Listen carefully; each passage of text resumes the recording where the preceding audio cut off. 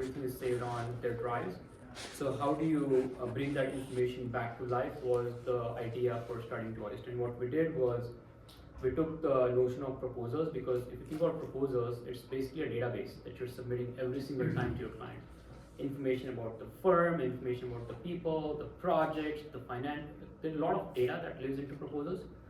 So what we started Joist on is, can we actually extract that information from the documents and build a knowledge graph? Think of that as a brain.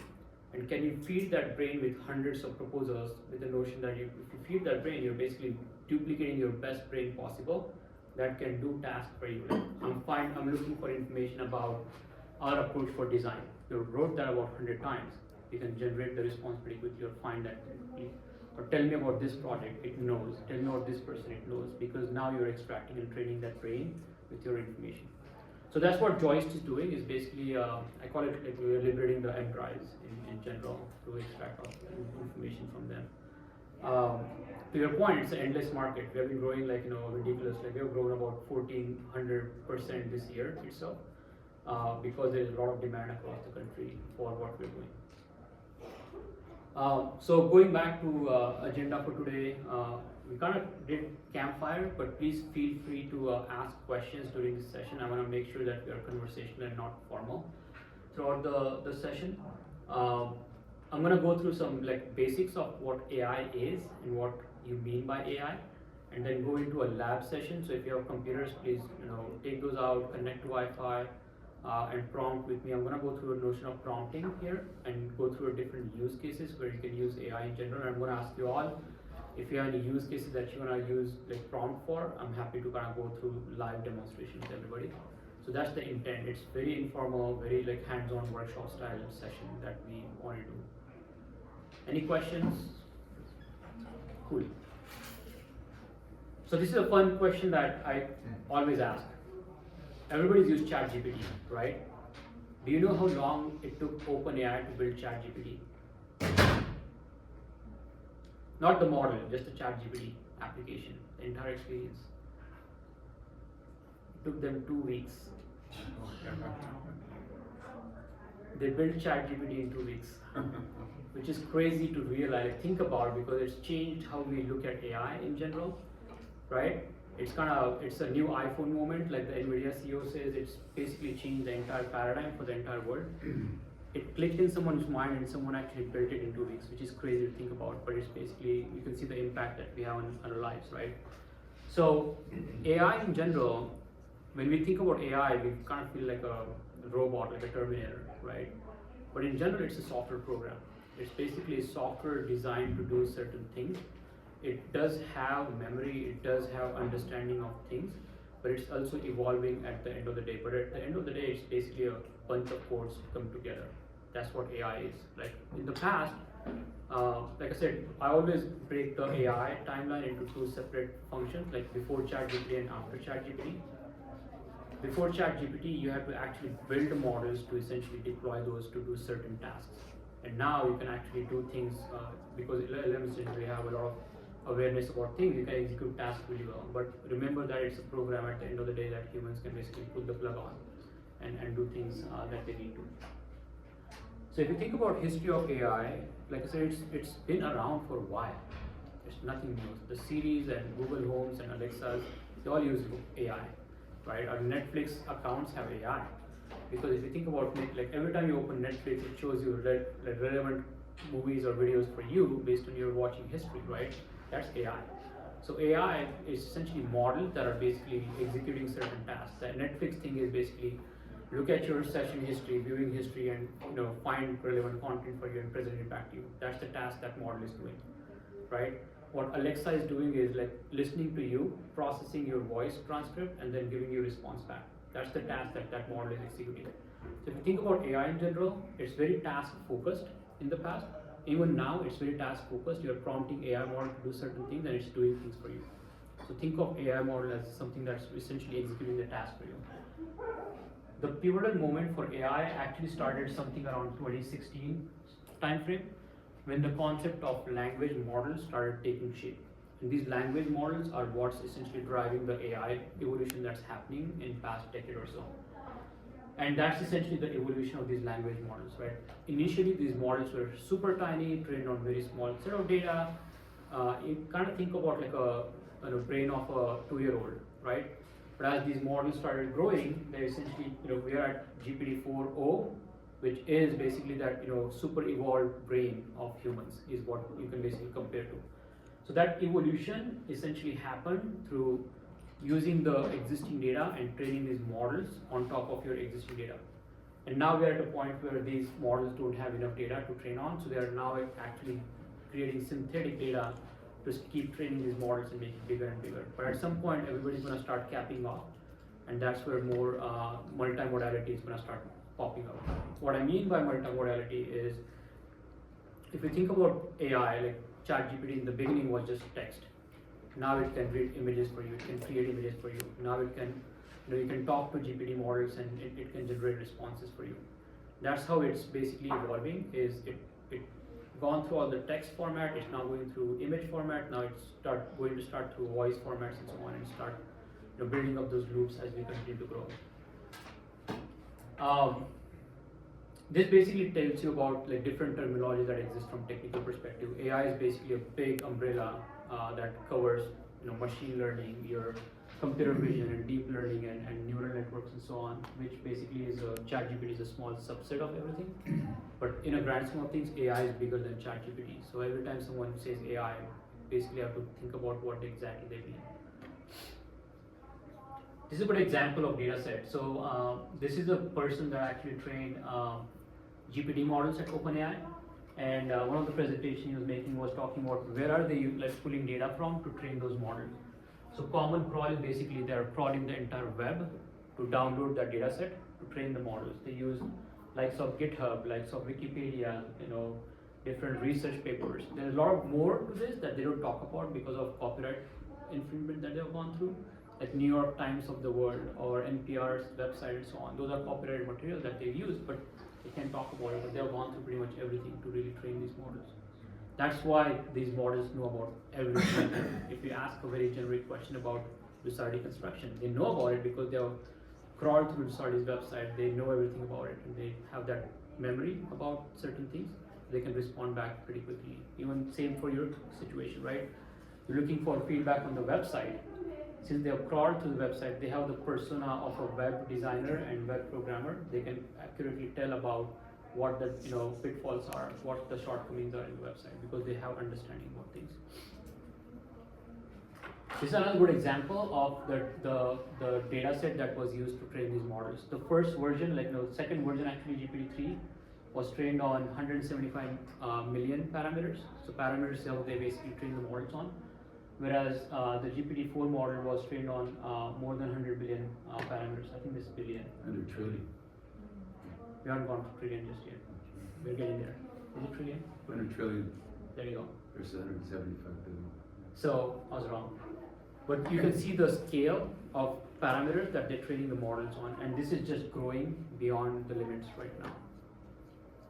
Again, that analogy of human brains, right? If you think about what GPT-3 was and GPT-4 was, you can basically compare that to our own brains and our own evolution from a development perspective and see how they're essentially evolving as we continue to grow. We have been using AI a lot. We talked about Netflix, we talked about Siri and so on, but we have been using these in our business as well on a day-to-day basis. Like a lot of reality capture applications that are capturing your progress photos are using AI to really understand what's happening across the board right now. They can essentially give you feedback on QC. Hey, this outlet is not at the right spot because your designs are showing at different locations from what you have. So there are a lot of applications that we are unlocking in the field, which is again is AI, but different type of AI or safety workflows. You can detect someone's not using the right hard hat or safety gear, pretty much using AI nowadays. Even from marketing side, right? Everybody's using some sort of DAM, for example, right now to store images, and you have to manually tag images to say, hey, this is this project, this is this feature, and so on. Models nowadays can segment objects from these images and then tag them automatically as well for you. So you can essentially automate the entire image and video tagging on the day-to-day life as well. Any questions? Am I going too fast? I tend to go fast when I'm excited. Slow me down. This is my thing. Cool. Kind of talked about this already. One of the questions I get asked about is, what does it mean? What does AI mean for us, right? Yeah, it's happening, but how is it going to impact your life? I personally believe that everybody's life, work life, will have some sort of AI moving forward. And for us to be really competitive with our own careers, you have to acquire the prompting skill to essentially leverage AI models on a day-to-day life. And if you're not using AI, you're basically falling behind the curve. I personally believe in that notion. So I do feel like everyone has to acquire the skills on how to use AI models and prompting as we move forward. I do believe that another big question that everybody asks about is AI going to replace our jobs, right? And there is some like truth to it, because if you think about our jobs right now, what is a job, right? It's a bunch of tasks put together to execute for as someone's responsibility. And a lot of those tasks are manual, and that can be automated, so you can actually focus on high ROI tasks, right? So if you think about your job and list down the tasks that you have and look at the low ROI tasks, those are the ones that are going to be replaced by AI. There's no doubt about that. So I would always like to recommend everyone to think about your job and responsibility as a set of tasks and figure out which one of those are not really high value for yourself in your career, and those are the ones you should try to automate, is my rule of thumb in general. Like I do that every day, by the way. I cannot live without ChatGPT. Like every single thing that I do, I basically generated threads on ChatGPT that I can use and just automate. I'm writing an email, automate. So I don't have to spend time on doing that, like writing 4-paragraph email. Any questions? Cool. So where are we going, right? Everybody's using ChatGPT right now, but what's next? One of the things that's happening with AI world right now is the rise of agents. These agents are something that is a step before robotics, in my opinion, because you can train an agent to do a very specific task. Now, if you think about a task, right, it's basically a rule set of if this, then that. If you're creating a calendar for proposal, for example, a list of activities, you're looking at the dates in the RFP or RFQ, start date, finish date. If this is the finish date, then you need to basically finish the final copy before, like a day before. If that's the final copy date, you need to make sure that your pink draft or red draft is ready a week before. If that's the deadline, you need to basically go backwards one step and figure out when you're actually doing a kickoff meeting.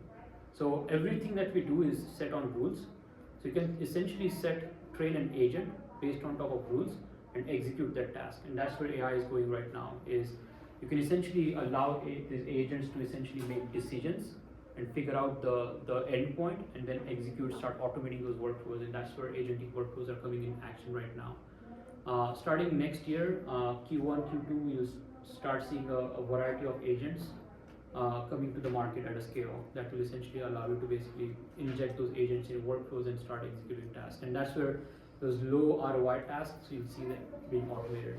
Every software company is going to have agents at some capacity.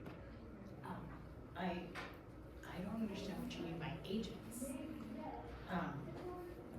Because you said it was before robotics. Yeah. So what do you mean, like in relation to the chat GPT? Yeah. Is it within the chat? Yeah, you'll basically have dedicated application software programs that are executing those tasks for you. So this is essentially a good diagram that shows how agents think and work. So let's say you have an agent that looks at your client's website every single day, or maybe something that you do every single day or every single week is, I'm gonna go on San Diego Unified's website and see if there are new opportunities. Right. You manually do that every single week, right? You can have an agent that's doing it for you, and if you see a new project pop up, that agent will come back to you and say, hey, we have a new job here, go take a look at And it. it's not physical. It's not a It's physical. like It's a software. It's a software It's a program. software that you program where you want, like if What you your had task you employees, want. like if you had employees doing tasks, and Exactly. each agent has a task. Correct. So when you purchase the software, if you have 10 tasks that you've analyzed that you need to automate, you would get 10 agents to do 10 tasks. Correct. Got it. There are agents right now that are making phone calls to people. Correct. We talking all to get that. people, and so on, right? We all So get that's that. where agents are coming to life right now. And what is the price point for something like that? It depends. It really depends. You can't really predict this yet.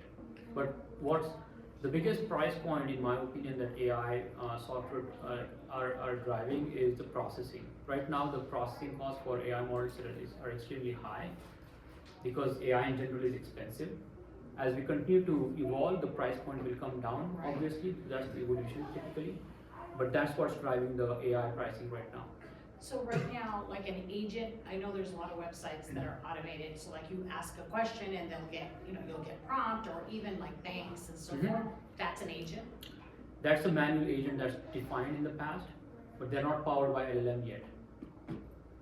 So LLM, large language models, are essentially going to start powering those agents that can make decisions on the spot and then drive the outcome from there.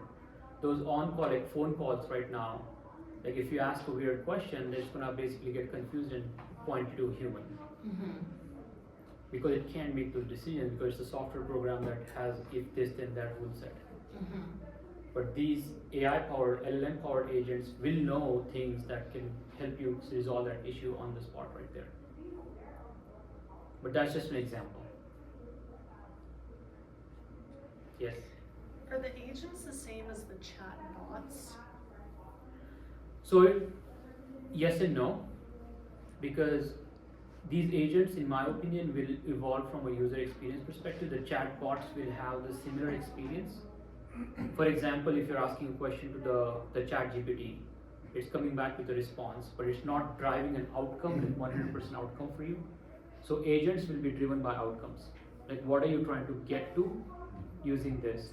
Hey, I received an RFP, generate me a proposal response. The chatbot can't do that right now, but these agents will be able to do that for you. Richard. So it will be driven by outcomes in general. It's fascinating. Yeah. Right. Awesome. So that basically lands us to a lab session. If you have laptops, please take those out. What I'm going to do for this session is essentially go through the notion of prompting and work with you. What I did is I have a prompt that I always use. I have my chat GPT essentially set on this prompt, which I call prompts for prompts. So if you ask like, yeah, I need a prompt for this, generate me a prompt. It basically gives you a prompt off the bat. So I'll go through that. The reason I like to use this prompt for prompts is basically it takes away the thinking part, automates the prompting, and also gives you a really solid prompts off the bat. So I typically use this prompt, so I'm going to go through the prompting session with this prompt as a baseline. Some of the use cases that I was thinking about to talk today were just around our daily workflows, like how to write emails. I use GPT a lot for brainstorming, in the sense if I'm walking for my daily walks, I can just talk to the app and it can come back and forth with you with different ideas and so on. So I always use GPTs for brainstorming on my daily workflow, work life. Again, a lot of writing variations we can use for on a daily life. Another cool use case around GPTs is formatting data.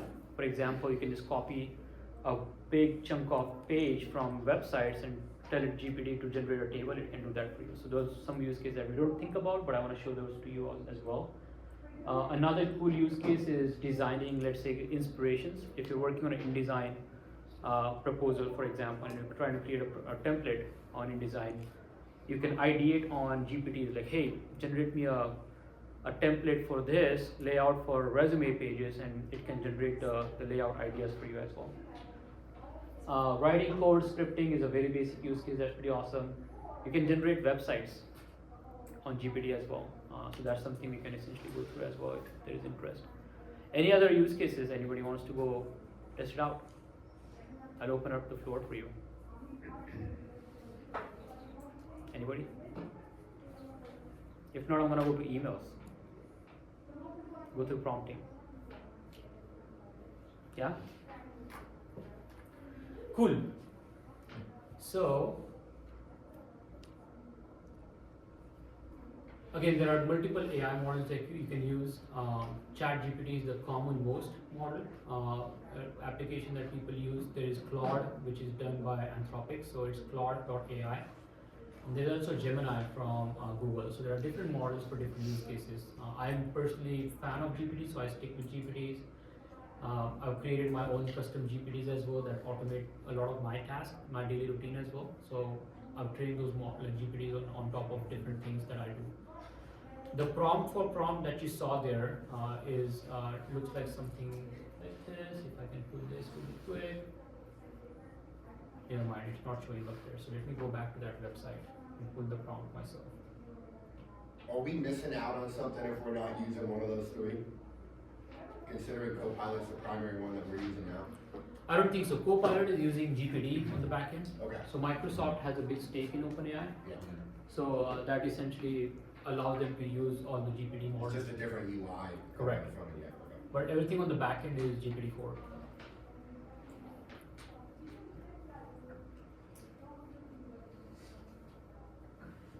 Super weird.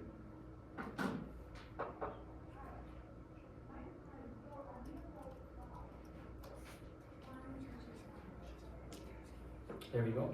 So this is the prompt I use is, let's take this. Thank you. Oh, it's over here. Cool. So this is the prompt I use. Like, I want you to become my expert prompt creator and da da da. What it does is basically allows you to punch in anything that you want and it will basically write a prompt for you. So in this case, I told it that, hey, I need a prompt for my email assistant, right? And I told it that I like my emails to be concise and clear, with clear call to action and next steps. Keep the language friendly but formal. And I also gave a more context to it, like, hey, I'm an Indian, born in India, been living in US for the last 20 years. So keep that in mind as you're writing the prompt, so everything that it generates aligns with what I typically would write in a day-to-day life. So it essentially wrote me a prompt here. It also gave me possible additions and questions that we may think about. You can go back and forth with this prompt editor and generate the prompt. So I'm going to take this prompt and essentially punch that prompt into GPT. Hit send, and it should basically come back and give me a quick, like, hey, what do you want to write, right? There's an internet problem here.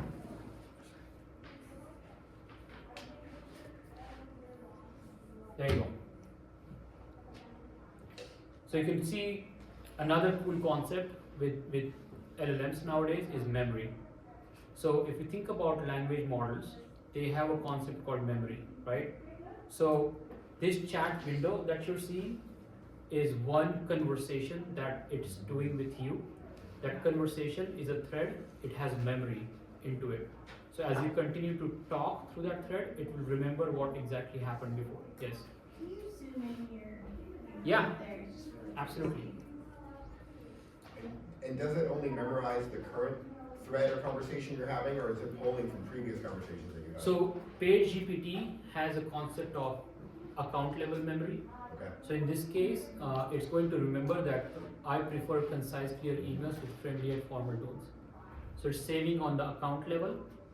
If you have a free version, I don't think they have an account level memory, it just have a thread level memory. Does Copilot have a paid for version? I'm not sure about Copilot.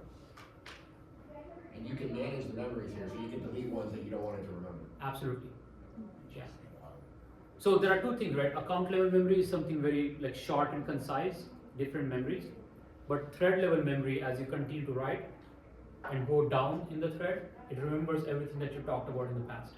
So every time you're asking something, it will go back previously and see what you talked about, pull that and include that in the responses. So I always say, you know, if you're trying to write something completely different, start a new thread as a best practice. Cool. So this is the prompt, right? You will act as my expert email assistant. I prefer concise emails with clear call to actions and next steps. The tone should be friendly, da da da. Each email should include subject line, body, and reader analysis. So if you look at this prompt, there are a few things to think about, right? So a good prompt in general has these components. What are you asking for? what is your question, and instructions. So I always recommend folks to think about in 3 separate buckets and be clear about what you're asking the LLM for. If you're super vague, the responses are always going to be vague and not up to your expectation. If you're super precise, the responses are going to be very close to what you're looking for, right? So think of these AI models as an intern working for you. Doesn't know much, you're basically hand-holding that intern about that task, giving as much instruction as you can to go that, execute that task, right? So that's the basics. So in this case, I've told it like, hey, you want to be, you will act as my expert email assistant. My ask is to, create concise emails with clear call to actions, and then everything else is instructions. The tone should be this, language should be this. I want you to create subject line, a body, and analysis, and so on, right? So that's my original prompt. I was very specific about what I want and what it needs to do. So in this case, I'm gonna say I need to write an email to Marcela, thanking her for inviting me to SMPS. Sorry.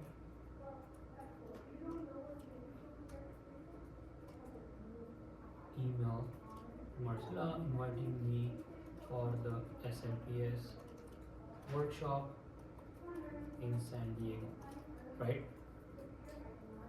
There is no call to action. I'm going to specify that because there is none. So in this case, what it's going to do is it's going to basically give me 3 variations of subject lines, an email body that essentially gives me what I want, like thank you for inviting her.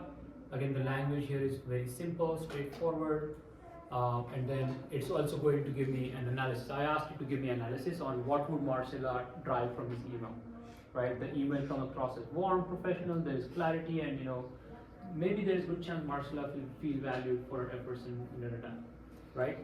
So I'm asking AI, like LLM, to do that for me. You can also ask different variations of this, like, hey, why don't you actually create 2 separate variations or 3 separate variations of this email? It can do that for you. You can also ask it to basically figure out, hey, what would she respond with? And it'll basically come back with a guess on what it could respond. So again, you can go into multiple directions on how you could drive this email in a grand scheme of things. Any questions, suggestions, something that you would do differently? It's interesting to me, the last component of how someone will perceive the message, because people perceive things so differently based on their individuality. How is that determined? So it has that capability, that reasoning capability inbuilt already, because it's gone through so much reading and training behind the scenes. If you think about personality types, there is a lot of documentation around personality types in books. So it's read that and understands what this could be, right? You can actually include that in the prompt that I gave, that, hey, Marcela is a super cheerful person. So make sure you account for that as you understand the tone, right? So it will basically use that context and then give you that as well. Yes? And maybe I'm jumping ahead, but and if anyone else knows the answer to this, a lot of times we're using ChatGPT to kind of rework each, narrative before it gets incorporated into an InDesign file. Yeah. Is there a way to evaluate the document as it's happening in InDesign? Or the new plugins that exist to make sure that each one of those individual narratives works together and all has the same voice? I feel like that's like the next step, is like connecting everything. Harmonizing. So InDesign is pretty stubborn, to be honest. Like we are trying to work with InDesign a lot as well, and based on my own experience working with InDesign from a developer perspective, it's really hard to build something on InDesign. And Adobe doesn't really allow a lot of creativity or productivity on top of it. So the best way to say that, or do what you're trying to do, is essentially you're trying to take the entire InDesign document, the draft, and trying to figure out how everything is flowing and harmonizing this, right? The best way to do it would be saving as a PDF and uploading back to GPT, and then asking it like, hey, read this document and tell me which are the sections that are not, like, figure out the tone, benchmark the tone, and then go back to the document and tell me which sections are not in the same tone and rewrite them. That will essentially give you the output. prompt. Any other suggestions on the email? Has anyone tried different things? Now? Well, I've asked it to have like a funny tone, Yeah? you know, cause like for a mistake and things like that, and it comes back with some really great stuff. In an email, like you wanna make it lighthearted, you Yeah. know, and, it really helps. Especially if you messed up and you're trying to make things not so formal or Yeah. repeat, it gives you like a whole personality, it's pretty cool. Totally. So I'm gonna ask it to rewrite this email like a nerd with super complex words to your point. And it'll take that prompt and then come back with, there you go. I love this person. I have no idea how to read it. But that's the best part. Just because I was having fun with it, I asked it to write poetry. Yeah. And then I asked it to rewrite that poem as if it were written by Bob Dylan or song. It Yeah. was remarkable. You could almost hear him. Yeah. How do you spell Dylan? D-I-L-L-O-N. No, D-Y-L-A-N. Oh, thank Too you. late. That joke. So in this case, I asked it to rewrite like Bob Dylan, and it will essentially take that context because it knows who that person is, heard that person, right? Come back and write it like him. Soak it in the energy. That's hilarious. There you go. So again, it knows the personality, like historic figures as well. You can always prompt it like, writing it. Someone asked about language, right? So rewrite this email in Spanish. Since it has understanding of knowledge, like different languages across the world, it can absolutely take that language, its own knowledge, and write that again. For example, rewrite this in Hindi, which is an Indian language. And could you do it at a more of a microgeography, like the southern area of Mexico? Yeah. Dialect or? Yeah, But it doesn't have any accents on the letters or anything, so it's not, it could do that too if you ask it to do that. yeah. Oh, this is cool. Again, it's language neutral. Mm-hmm. That opens up a lot of possibilities in general. Right. Cool. Any other suggestions here? How do I get rich? How do I what? How do I become rich? You can ask it. So when it does translations, I mean, so even if I'm reading this in English, there's some stuff that just gets wrong. Mm-hmm. So if I'm sitting here going, okay, translate this into Spanish or whatever, I have no way of checking to make sure if it's just wrong or That's true. right. I just, it is, Well, you could copy it into like professional. yeah, You could it's also- translating from my English. On that note, what you could do is, rewrite this in Hindi, or I'm gonna say that in different language. You have preference on which language? I'm gonna say Spanish again. Surprised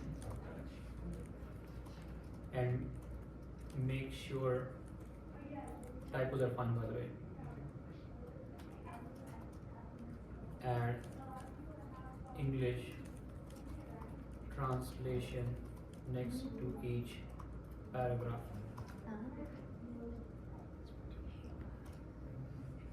Sorry. Make sure to accurately translate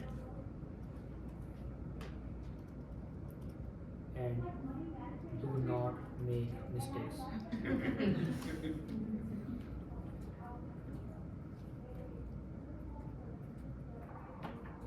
There you go.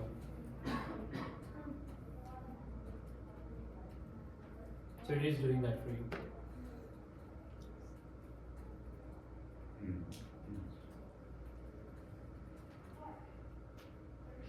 So you could also, collaborate with it and ask it like, hey, give me as is. verbatim. And I realize it's just a matter of time until it's absolutely perfect, and maybe it already is. It's pretty close right now as it's from language perspective. The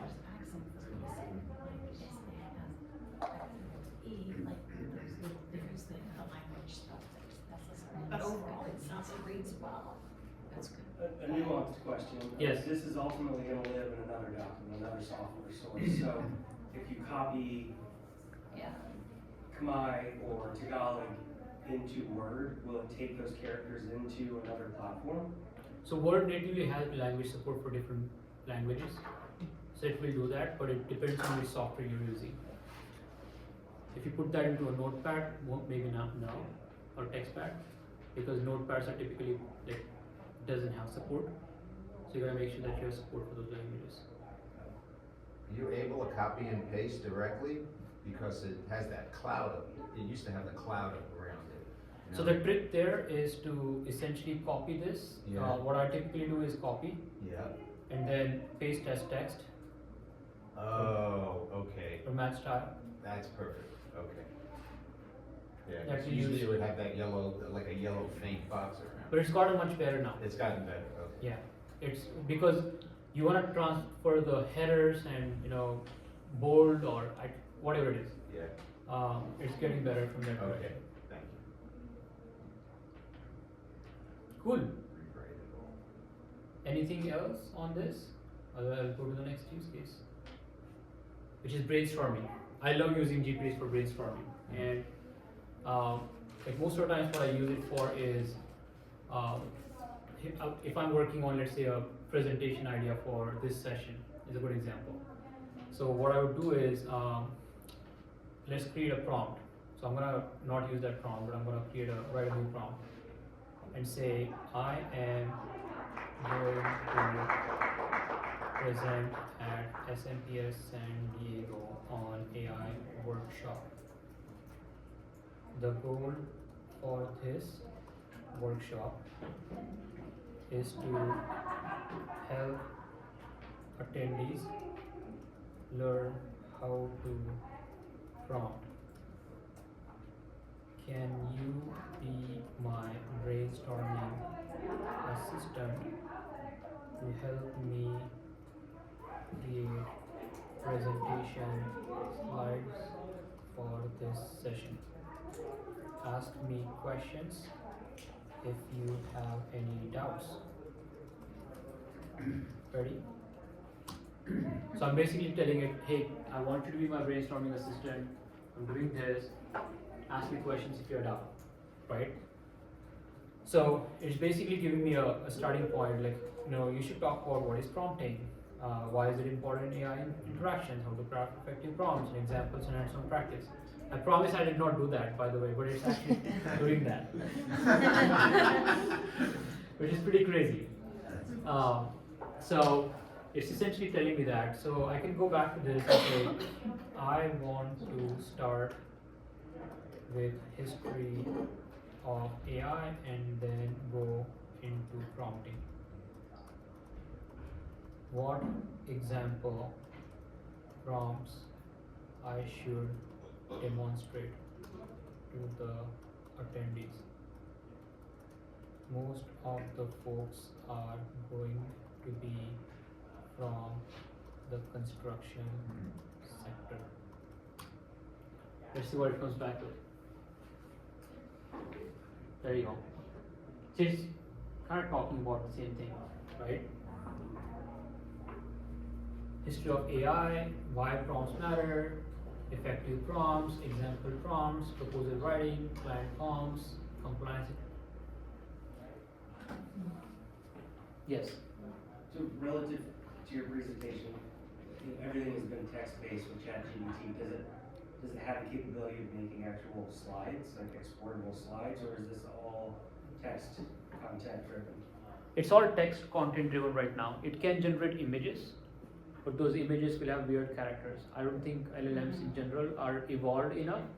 So that's where you need very specialized application. Like, for example, Copilot has that capability where you can work with PowerPoints and generate slides. at least some basic format. There are a lot of applications like Beautiful AI, for example, can allow you to basically punch in the templates and generate the lot of presentation. As we expand into the agentic workflow, those PowerPoint creation, proposal creation processes are going to be more automated to a point that you can generate about 60-70% really good draft out of the box. Thank you. And on the same note, let's go into the image as a next step. Any questions on brainstorming?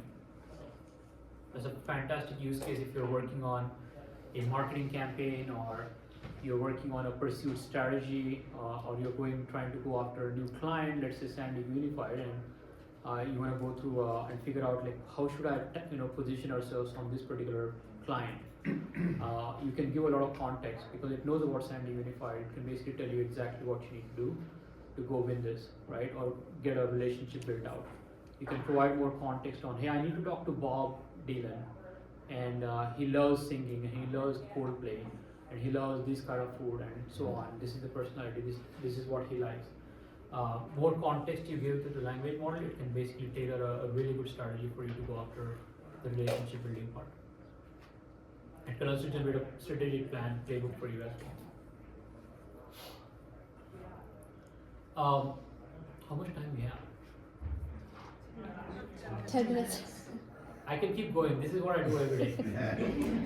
I'm gonna show another pretty cool use case that I am becoming a fan of. Like I heard someone talk about it, so I'm gonna go through it. So assume the role of an expert graphic designer with extensive experience in InDesign layouts.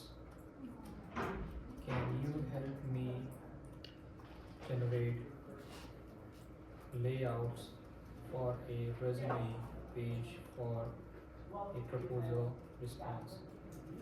I want the page spread to be 8.5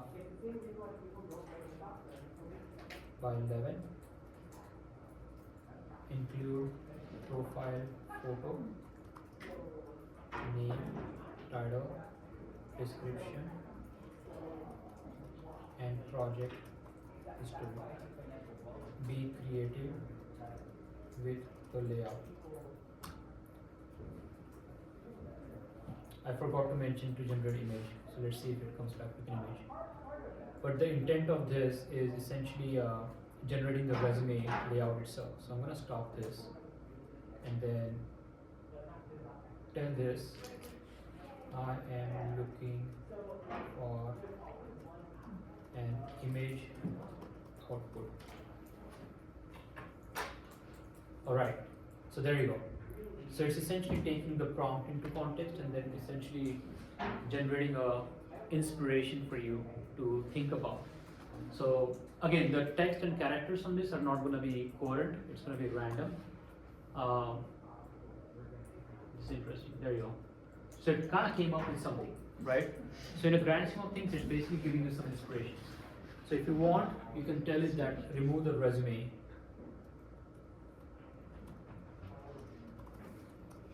Header, also make it less graphical.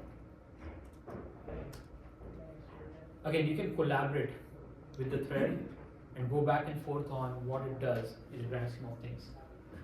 So it's going to basically take that prompt and essentially generate again another inspiration for you. You can always tell it didn't listen to me, but it gave you something to work with. But in the grand scheme of things, you can always go back and forth and generate multiple variations at the same time as well. You can ask it to generate 3 variations, 4 variations, and it can do that for you. You can do the same thing for your cover, your project profiles, your tabs, whatever it is. You can basically generate inspirations to have fun with it and take that to generate the outputs. What people typically do is take this image, lay it out on the spread, and then basically create layers on top of it. Fun use cases. So again, the gist of this is the opportunities and the possibilities are endless. Really what you're trying to do is just use LLMs, give it a shot, experiment with this, and keep on going back and forth. If it doesn't generate something that you want off the bat immediately, don't raise the white flag, but try to improve the prompt.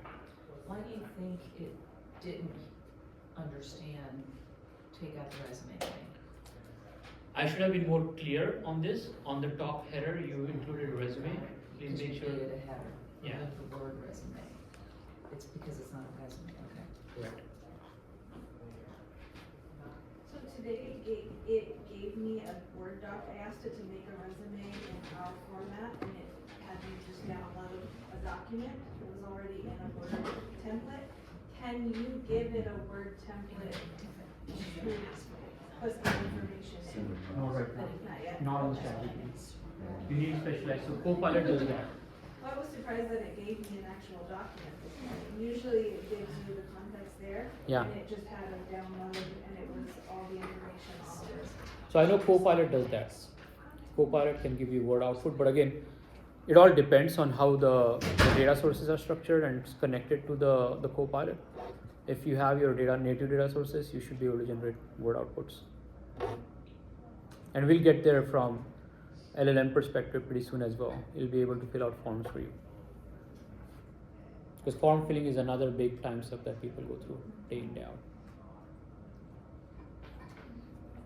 Any questions? Data in real time now? I know before if you asked it about current things, it would tell you, I can't tell you. It's real time now. It is? Yeah. Okay. It used to be like 2021 or 2022 Yeah, or it would April tell that you. year. I used to say I don't have that thing. So OpenAI is integrated with Bing search. So it's essentially searching for current state of events as well. Any other fun use cases? Was it helpful? Oh, yeah, sure. Yeah. Anything that you're not, yeah. I have a question. So I was trying to do this the other day. I had a website that had all the California community colleges on it, and I tried to give it the name or the website and asked it to put it into a spreadsheet for me. And it kept saying it was going to do it, but it never actually did. It just gave me a spreadsheet that said name, website, and something else. It was like blank. What Yeah. was I doing wrong? No, I think it's a lot of trial and error. But what I would do in that situation is, let's say I'm gonna go to Sardi's website. I'm gonna pick on Marcella for a minute. And if you're trying to essentially create a table, in your case, I would just copy paste the information and paste it back into GPT. So for example, I can give a prompt saying, I need your help creating a table based on the following information. Use project name, location, and description. So again, you can have different use cases around that, right? So if you were to go to a website, No, that's not one. it's the internet. It's really weird. It's super slow.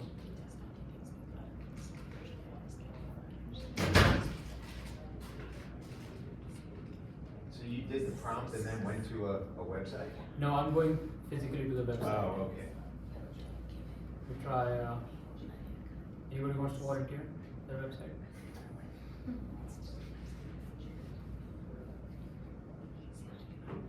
Let's try. Come on.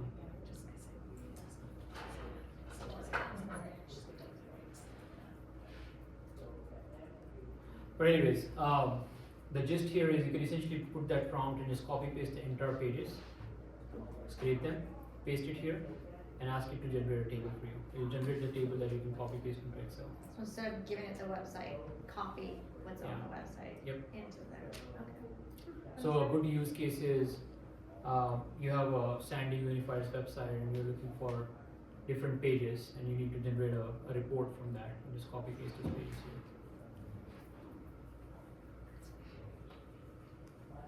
Other questions, comments? Yes. How do you have it analyze the whole website? Like, can you paste links or do you set that? You copy paste, physically copy paste everything. The layout? Yeah. Oh, generating websites? Yeah. So what I do with the websites is you can essentially put this on a paper. So let's try that. I love this use case. So I'm gonna go on Miro really quick. Because you can do a storyboard here. And you can essentially, let's say you're looking for a website that has a layout. So I'm gonna draw a random layout here and say, sorry, the internet is pretty slow. So what I'm gonna do here is, let's say this is the website page that you want for home page. And this is your ribbon, this is your hero image. So this is your hero image. Let's design a menu called home. Then about us. Any other ideas? Any other pages you want? Work. Contact us. Contact us. Good. So I just created a random sketch. I'm gonna copy this as image. You can basically draw on paper as well. Go back to GPT and say, assume the role of expert web developer. I will paste a sketch of website homepage. Can you create an HTML code based on this sketch? Make sure to include CSS. This is a little technical, but you don't have to do that.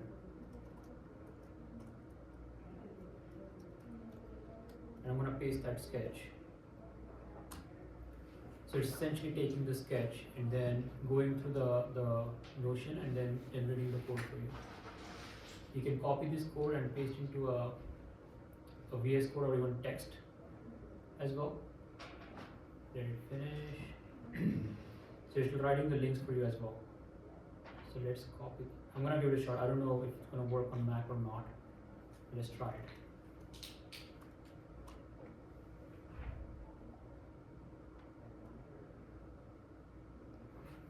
Save as. I don't think I can do that.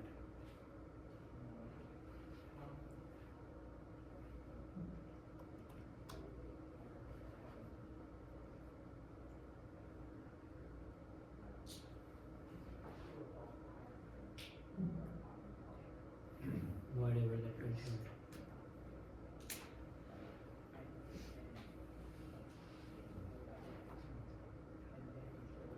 Long story short, you can save that as an HTML page on your home page and open this as a web page.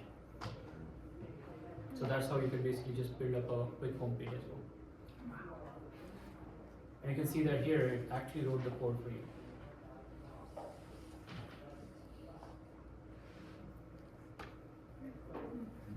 You can go more complex. You can essentially have multiple screenshots as well, like a wireframe. Drop down menu as well. You can tell it, hey, I need drop down menu here. I need the ribbon to be orange. I need the home page to be a slideshow. I need the footer to be there, social links. It can do that for you.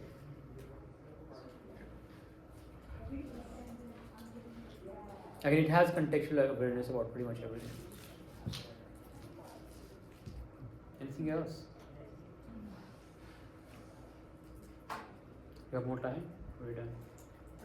Oh no. I use GPT to tell stories to my kid, bedtime stories. You can talk. It's pretty cool. All right, well, let's give a round of applause to Rohan. Thank you. There are some stickers here if you want. I'm feeling inspired, also a little scared. Keep experimenting, that's the key. Yes. All right, we have a couple events coming up. December 11th, December 12th, December 11th.